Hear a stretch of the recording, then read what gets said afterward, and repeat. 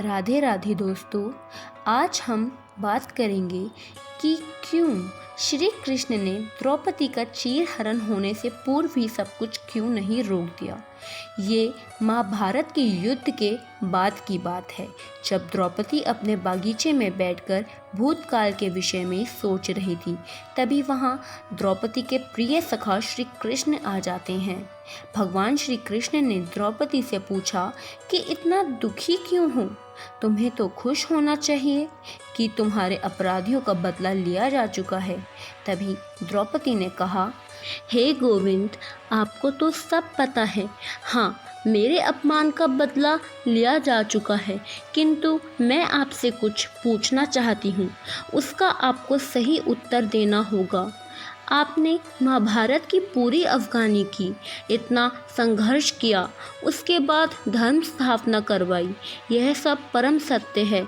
किंतु जब दुशासन मेरे केशों को पकड़कर भरी सभा में मुझे ले जा रहा था, तब आपने मेरी सहायता क्यों नहीं की गोविंद?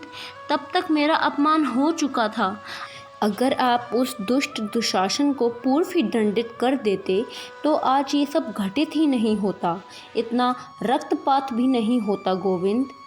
द्रौपदी की इस बात को सुनकर श्री कृष्ण ने मुस्कुराकर कहा, प्रिय सखी, इसमें मेरा कोई दोष नहीं है।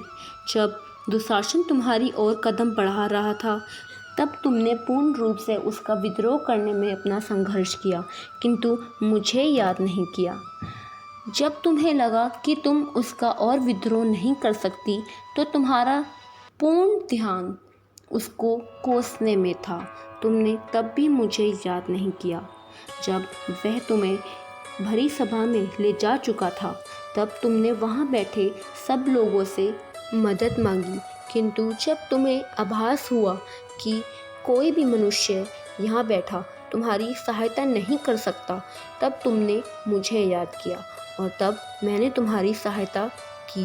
तुमने अपने जीवन की कठिन परिस्थिति में अपने सर्वप्रिय सखा को याद ना कर सभा में बैठे सभी मनुष्यों से अपने सम्मान की रक्षा की गुहार लगाई।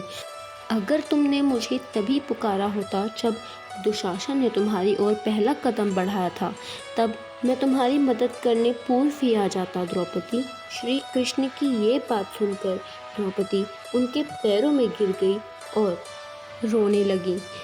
श्री कृष्ण की इन बातों के माध्यम से द्रौपदी को यह पता चला कि हम मनुष्य बातें तो बहुत बड़ी बड़ी करते हैं कि हम भगवान के प्रति पूर्ण रूप से समर्पित हैं, किंतु अपनी मुश्किल की घड़ियों में हम भगवान को ना याद कर सबसे पूर्व मनुष्यों को याद करते हैं।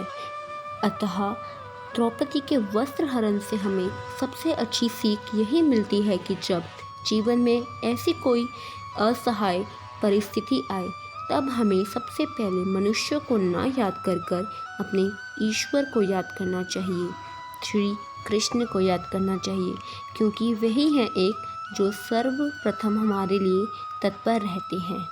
दोस्तों, कर्म करने से पहले ईश्वर को याद करना, यही है पूर्ण रूप से समर्पण।